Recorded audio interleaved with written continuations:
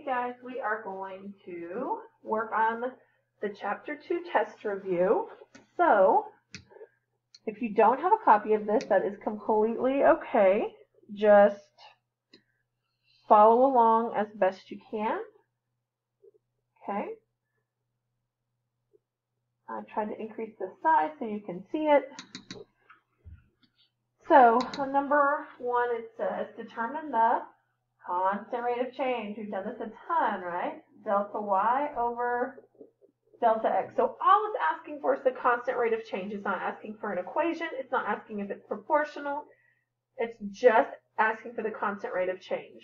So, and we always want to make sure it is simplified, okay?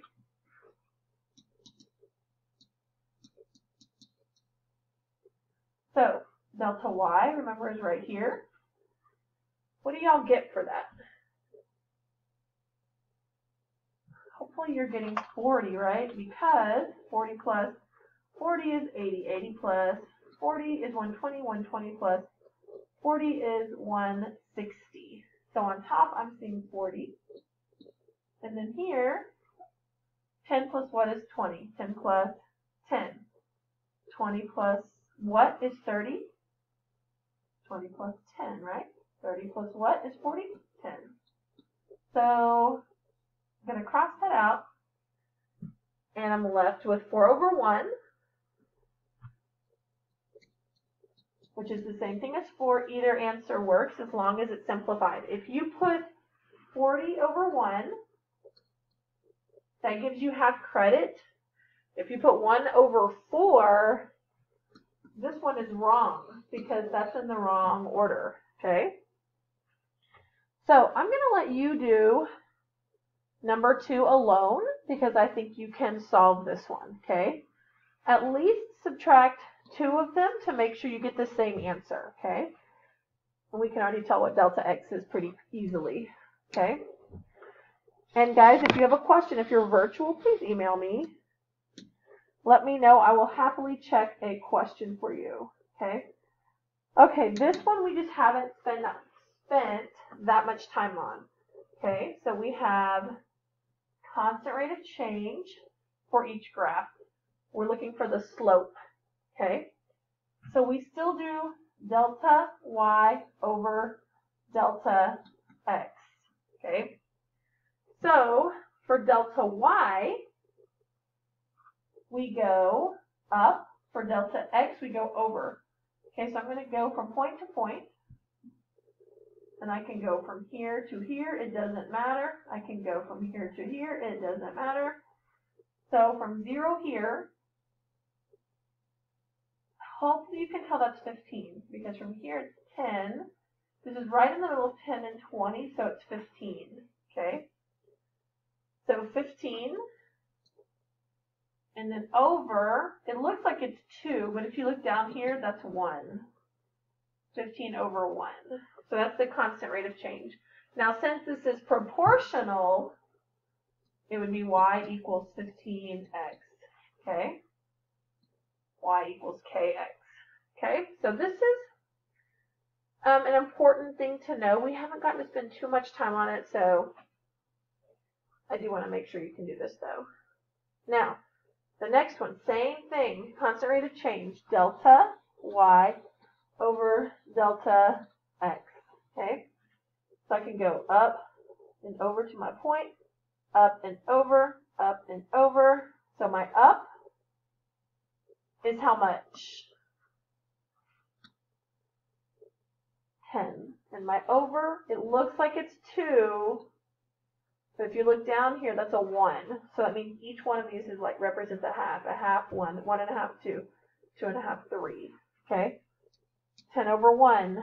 So that is my constant rate of change, okay? And if it's a fraction, or you can say 10, if it's a fraction like 3 over 2 or 7 over 3, it's okay. Leave it like that, okay?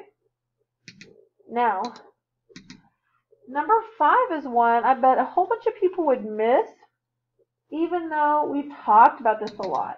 It says, Selena babysits on the weekend. The equation y equals 12x represents the amount of money she earns the amount of money she earns. What is the constant of proportionality? So remember, constant of proportionality is what letter? Right? So I want you to look at that. Think of that equation you know. Y equals kx. K is 12. Therefore, the constant of proportionality is 12. It is literally that simple. Okay? So, number 6, it says, what is the solution of the proportion? So, 2 ways to do this. We can cross multiply. Okay. Or, I already know the answer is 26 because 22 is double 11. So that means this one has to be double, which is 26. But if you don't know that, 22 times 13, 6, 6, 0, 2, 2, 286. I know I added that the wrong way, but I could tell there was no regrouping. Okay? So on one side I have 286, and on the other side I have 11r. So now I divide both sides by 11. So make sure you're writing this, guys. You're going to do better if you write. Okay? So 11 won't go into 2, but 11 will go into 28 2 times, right? 11 times 3 is 33. That's too big, which is 22. When you subtract, you get 6. 11 into 66.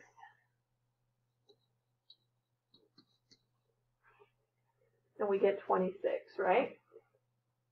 So, R is 26. Please make sure you know how to cross multiply. Number 7, I can't read. Number 7 says, write the equation of the line for the graph and the table. Okay? So we can tell this graph does not match this table. Okay? I can tell it because the first point is 111, so it'd be off the graph. So, remember, we find the constant rate of change. So delta y, 11 plus what is 20? And hopefully y'all get 9. 20 plus what is 9? And then 29 plus 38. So I'm getting 9 for delta y, so that's constant. And remember, if there's no constant rate of change, we cannot write that equation. Okay? So 1 plus what is 2? 1. 2 plus what is 3? 1. 3 plus what is 4? 1. So I get 9 over 1. Now, I know this is M, but I'm not sure if it's K. It might be. It's always M, sometimes K. So if it's K, remember it goes through 0, 0. So we take our table back to 0. So each time here, well, 4, 3, 2, 1, just taking it back.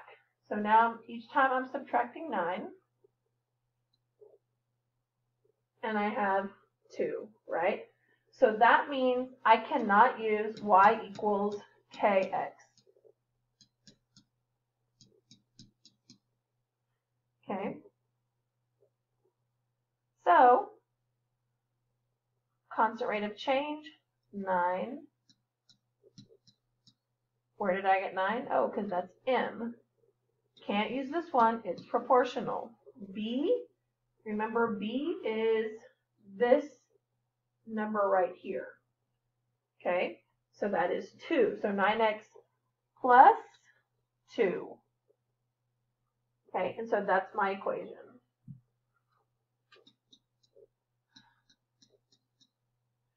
Now I come over here. This is definitely one I want to go over. I can see that this is linear, but I can tell, again, it's not proportional.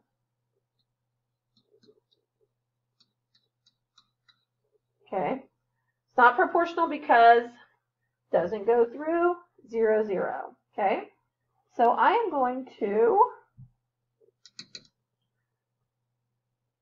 do my delta y. So I'm going to do my rise and run. I'm going to count point to point, up to here, over here. Okay? Now, what I want to do is start right here. This looks like it's an exact point. Okay? It's right on it. So that's minus 2. Okay? So now I'm going to go up and over. So 1, 2, 3, 4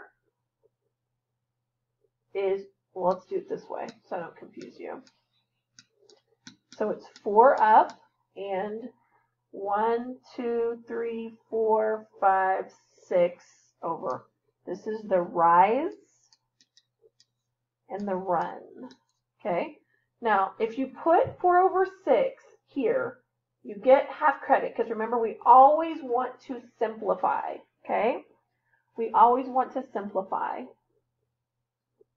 Okay? Where did I get 2/3? I don't know why I just put that without showing you. I simplified. The top and bottom by 2. 4 divided by 2, 2. 6 divided by 2, 3. So these are equivalent. This one is simplified. So I get y equals 2/3 x minus 2. Okay?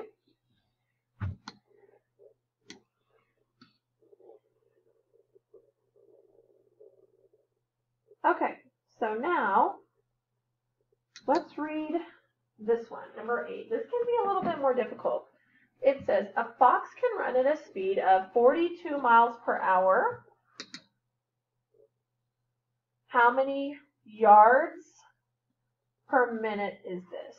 Okay, show dimensional analysis. So we need our formula chart, right? So I'm going to pause the video in a minute and pull mine up. But remember, we start with what we're given. I'm given 42 miles per hour. Okay, then I know I'm going to do line, line. And one thing I see here is miles. I'm going to go to yards, hours. I'm going to go to minutes.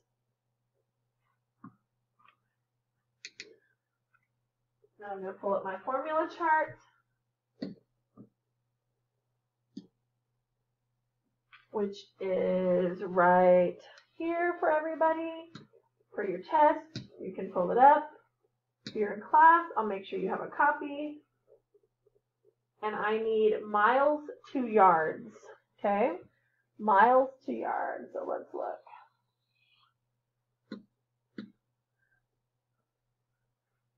One mile, 1,760 yards. 1 mile, 1,760 yards. Okay? So, where do miles go? I have it up, so where do I put it? Down. It's opposite of a proportion. Okay? And I want to change miles into yards. 1 mile is 1,760 yards. And remember, every time we put our units, we do cross, cross.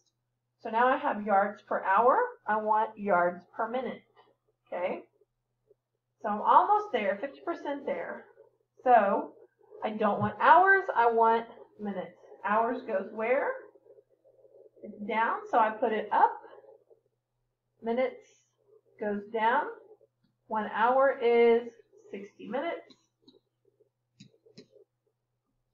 Okay, so if you cannot find the relationship, that's okay. I'm going to find them because they're not too difficult.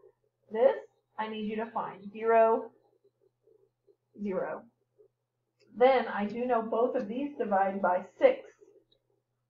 Okay, I'm going to change colors just to show it. 6 divided by 6, 1. 42 divided by 6, 7. Okay, so your job is, I don't know why that's showing up, is to multiply 176 times 7. My pen is messing up. And it will be over 1, so that will be your answer.